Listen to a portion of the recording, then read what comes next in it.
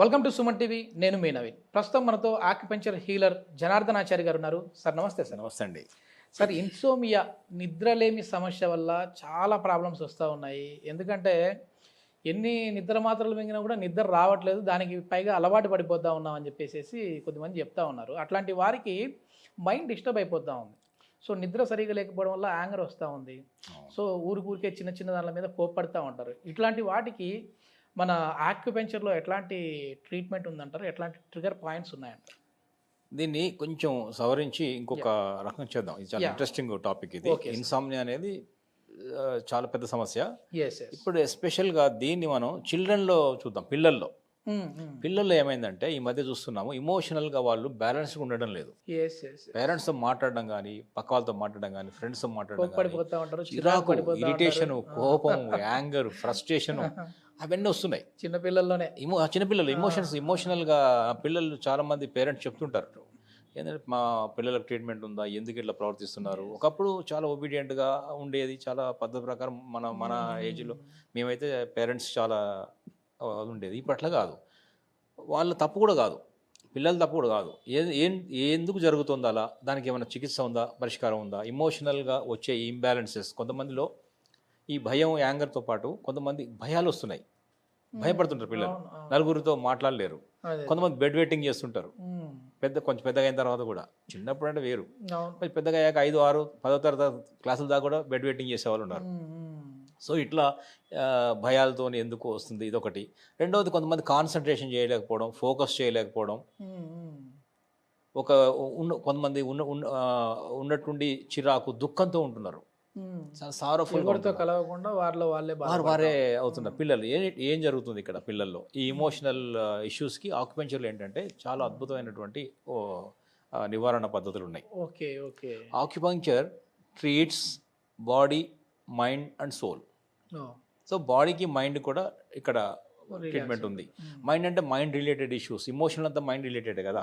So దీని అన్ని ఎమోషన్స్ని ఒకే వారంలో, ఒకే ఎపిసోడ్లో చేయలేం కాబట్టి ఒక యాంగర్, ఫ్రస్ట్రేషన్, కోపము, ఇవి మాత్రం తీసుకుందాం ఇప్పుడు పిల్లల్లో. అది నిద్రలేని, ఇందాక అన్నారు నిద్రలేమి అన్నారు కదా, ఇది రిలేటెడ్. ప్రాపర్గా నిద్రపోకపోవడం వల్ల. ఎందుకు నిద్రపోవడం లేదంటే వాళ్ళలో నిజం చెప్పాలంటే చిన్న వయసులోనే ఎక్కువ బర్డెన్ వస్తుంది. చాలా ఈ సిలబస్, కాంపిటీషను, మార్కుల, ర్యాంకుల గొడవలు, ఫస్ట్ ర్యాంకు, సెకండ్ ర్యాంకు, ఈ కాంపిటీషన్లో పడి పిల్లలు పోటీతత్వం పెరిగింది. వాళ్ళకి మార్కులు వచ్చాయి, మీకు రాలేదు. పేరెంట్స్ ప్రెషర్ పెరిగింది, ఇటు ఫ్రెండ్స్తోని ప్రెషర్ పెరిగింది, ఇటు సమాజంలో కూడా పోటీతత్వం పెరిగింది, ఒక్క మార్కులతో వెనకబడిపోయే వాళ్ళు ఉన్నారు. సో ఈ ప్రెషర్ పెరిగింది. దాంతో ఏమైందంటే, పైగా ఇంకొకటి ఏమైందంటే, మొన్న ఈ కరోనా ఈ 2 years దాంట్లో ఆన్లైన్ క్లాస్ వచ్చాయి. దాంతో ఈ సెల్ ఫోన్ వాడకం కూడా పెరిగిపోయింది. అవును సార్, అవును. ఈ cell phone gadgets, electronic gadgets వాడడం వల్ల ఏమైందంటే, రకరకాల వీటి వల్ల ఐకి స్ట్రెయిన్ పెరిగింది. ఓకే. ఐ స్ట్రెయిన్ ఎక్కువ, వాడడం. ఐని వాడడం వల్ల ఏంటంటే, according to acupuncture, eye is directly related to liver. So లివర్లో ఎనర్జీ లెవెల్లో మార్పులు వస్తున్నాయి. దాని తర్వాత ఈ చెవులకు ఇయర్ ఫోన్ కూడా వాడుతున్నారు చాలామంది. మీరు బస్సులో పోయేటప్పుడు చూస్తుంటాము, పిల్లలంతా వాళ్ళు నిద్రపోయేటప్పుడు కూడా పాటలు పెట్టుకొని పడుకొని రాత్రి అంతా కూడా ఇయర్ ఫోన్ వాడుతున్నారు.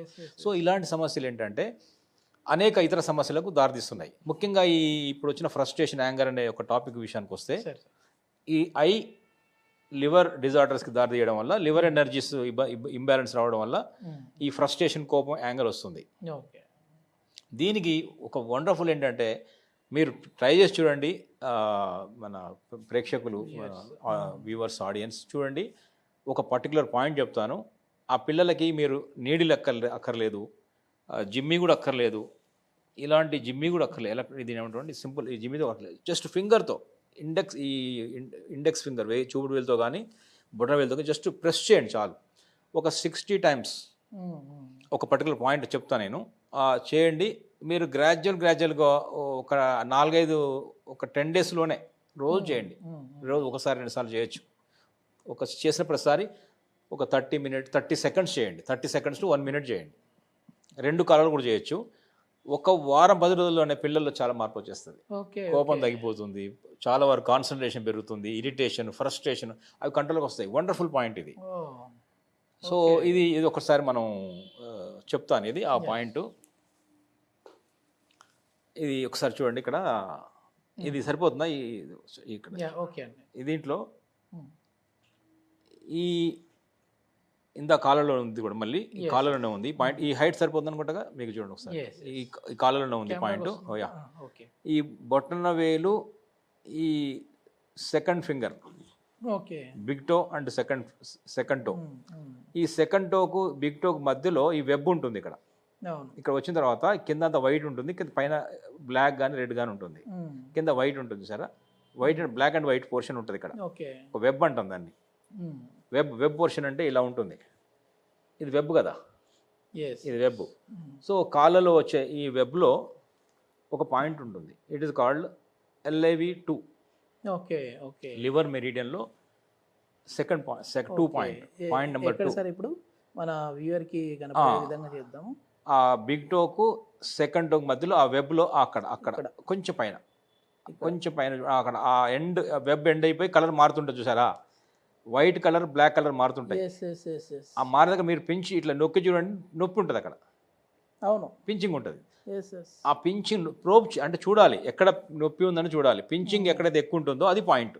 ఓకే. ఓకే. అలా పిల్లలకి మెల్లగా చేయండి. నొప్పి ఎక్కువ గట్టిగా నొక్కకూడదు, రక్తం వచ్చేలాగా నొక్కకూడదు, మన ఘాట్లు పడేలాగా చేయకూడదు. చాలా సింపుల్గా ప్రెస్ చేయండి. 60 సెకండ్ల పాటు, 1 నిమిషం పాటు చేయండి. ఒక కాలుకు ఇంకొకసారి, ఇంకో కాలుకి ఇంకోసారి.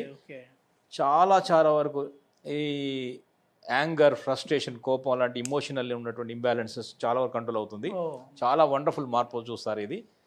ఇది ప్రూవెన్ పాయింట్. ఇది ఓకే. ఓకే, బాగుంటుంది. అసలు మెయిన్ ఈ యాంగర్, ఈ ఫ్రస్ట్రేషన్ రావడానికి రీజన్ ఏంటి సార్? ఈ నిద్ర లివర్ ఎనర్జీలో వచ్చిన ఇంబ్యాలెన్స్ అంటాం. అకార్డింగ్ టు ఆక్యుపంక్చర్, లివర్ ఎనర్జీలో వచ్చిన ఇంబ్యాలెన్స్ ఇదంతా కూడా. లివర్ ఎనర్జీ ఎందుకు డిస్టర్బ్ అవుతుందంటే, ప్రతి ఆర్గాన్ లో ఒక ఎనర్జీ సిస్టమ్ ఉంటుంది. మీరు చెప్పిన ఈ పాయింట్ వల్ల అంటే నిద్ర లేమి సమస్య కూడా తీరుతుంది. కరెక్ట్.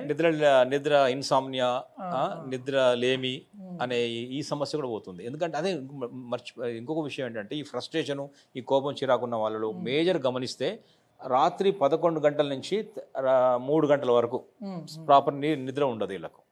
ఓకే. ఓకే. పిల్లలే కాదు, పెద్దవాళ్ళు కూడా ఈ పాయింట్ వాడచ్చు. ఎవరికైనా ఇది పాయింట్ యూజే. ఏది ఫ్రస్ట్రేషన్, కోపము, నిద్ర లేకపోవడం ప్రాపర్గా, ఈ ముఖ్యంగా రాత్రి నిద్ర లేకపోవడం. వీళ్ళు చదువుకుంటున్నారు కదండి పాపం, రాత్రి 1 o'clock దాకా చదువుతున్నారు పిల్లలు చదువుకోవడం. దానివల్ల ఏంటంటే ప్రాపర్ నిద్ర ఉండటం లేదు. 11-10కే పడుకోవాలంటున్నారు. చదువుకునే వాళ్ళు చదువుతా ఉన్నారు, మొబైల్ చూస్తున్నారు. ఐదర్దవే అది. అందుకనే మనం ఏమంటున్నాం అంటే, early to bed, early to rise, healthy and wise అంటున్నాం. ఎర్లీగా పడుకొని అంటున్నాం. ఈ చదివేదేదో ఎర్లీగా పడుకొని 10 గంటలకు పడుకొని 4 గంటలకు 4:30 లేచి 5:30, 6:30, 7:30 చదువుకోవచ్చు. ఎర్లీ మార్నింగ్ చాలా ఫోకస్డ్గా ఉంటారు. అది మంచి బ్రహ్మీ ముహూర్తం అంటాం. అది సైంటిఫికల్ కూడా ప్రూవ్ అయింది. అది మంచి సమయం చదువుకోవడానికి, గ్రాస్పింగ్ కోసం అని.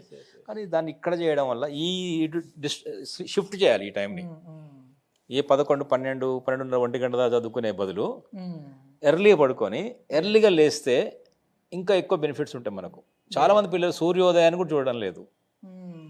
అందుకని డి విటమిన్ లోపం, కాల్షియం లోపం, bones issues, spinal cord issues. చిన్న ఒకప్పుడు మేము పిల్లప్పుడు, ఇంకా మీ చిన్నతనంలో అయితే వేరే, కింద పడినా ఏం అయ్యేది కాదు. ఇప్పుడు పిల్లలు చిన్నగా కింద పడినా కూడా బోన్ విరిగిపోతా ఉన్నాయి, ఫ్రాక్చర్ అయిపోతా. అంత డెలికేట్స్ అయిపోయింది, ఫ్రాగైల్, డెలికేట్ అయిపోయింది. అంటే బోన్ స్ట్రెంగ్త్ పోతుంది. కరెక్ట్. ఒకప్పుడు మీరు చూసారు, మంచి జామకాయలు, పచ్చి జామకాయలు కట్ట కొరికి తినేవాళ్ళు. ఇప్పుడు సకినాలన్నీ తెలంగాణలో చేస్తారు. అప్పలు చాలా గట్టిగా ఉంటాయి. ఆ సకినాలను కూడా కొరకలేరు. జామకాయలు కొరకలేరు. మెత్తగా ఉన్నాయి మాత్రం తినగలుగుతున్నారు. మెత్త తిన్నది ఒకప్పుడు ఏజ్డ్ ఉన్న వాళ్ళు పండ్లు పోయిన తర్వాత మెత్త నవ్వేవాళ్ళు. ఇప్పుడు పిల్లలే ఆ పని చేస్తున్నారు. సో ఎందుకంటే స్ట్రెంగ్త్ పోతుంది. దంతాలు, bones, spinal card, anywhere bone is bone. Joints week అయిపోతున్నాయి. మన బాడీలో అన్నిటికంటే స్ట్రాంగెస్ట్ బోన్ మన టీత్. కానీ అట్లాంటి దాన్ని కూడా అంత స్ట్రాంగ్గా ఉన్న టీత్ కూడా తినలేకపోతా ఉంది. ఇట్లాంటి చిన్న కొంచెం కరెక్ట్ ఏదన్నా గట్టి పదార్థాలను కూడా తినలేకపోతున్నాను పిల్లలు ఎక్సర్సైజ్ జరగడం లేదు టీత్కు గట్టి కోరికితే నాకు ఎక్సర్సైజ్ అయ్యేది బ్లడ్ సర్క్యులేషన్ వచ్చేది అది కూడా జరగడం లేదు Yeah. సో అందువల్ల ఏంటంటే ఎర్లీగా పడుకొని ఎర్లీగా లేస్తే ఇతర బెనిఫిట్స్ కూడా ఉన్నాయి మనకు Yes, ఎండ దొరుకుతుంది మార్నింగ్ ఎండ చాలా మంచిది లేత ఎండ అంటాం ఓకే, కదా ఇది మొత్తం మీద సార్ చెప్పిన ట్రిగర్ పాయింట్ అయితే చూశారు కదా. మీ పిల్లల్లో ఏదైనా ఈ యాంగర్, కోపం కావచ్చు, చిరాకు, ఫ్రస్ట్రేషన్ ఇవన్నీ ఉంటే ఒకసారి దీన్ని ఎన్ని రోజుల పాటు చేస్తే మనకి ఇది result చేయండి కనపడుతుంది? అది దానివల్ల సైడ్ ఎఫెక్ట్స్ లేవు అవును. ఇదేదో Free గా మనం చేసేది, మెడిసిన్ ఇవ్వడం లేదు ఇంట్లో చేసుకుంటే లోపలికి ఇంజెక్షన్ ఇవ్వడం లేదు టాబ్లెట్ ఇవ్వడం లేదు 1 week 10 days ట్రై 10 రోజులు చేయొచ్చు చేస్తే గ్రాడ్యువల్ వాళ్ళ మార్పు వస్తుంది చాలా మందిలో చూసాము రిజల్ట్స్ బాగున్నాయి మీరు ట్రై చేస్తే మీరు కూడా బెనిఫిట్ అవుతారు పిల్లలు కానీ మీరు కానీ ఎవరైనా ఫాలో ఎందుకంటే రూపాయి ఖర్చు లేకుండా ఇంట్లో ఉండి ఫ్రీ టైంలో చేసుకునేది కాబట్టి ఈ సుమన్ టీవీ మీరు చేస్తున్న పని అదే కదా మీ ఇంటికే వైద్యం డైరెక్ట్ ఇంటికే వైద్యాన్ని అందిస్తా ఉన్నాం ఖర్చు లేకుండా ఫ్రీగా. Best systems thank you sir. Thanks అండి నమస్తే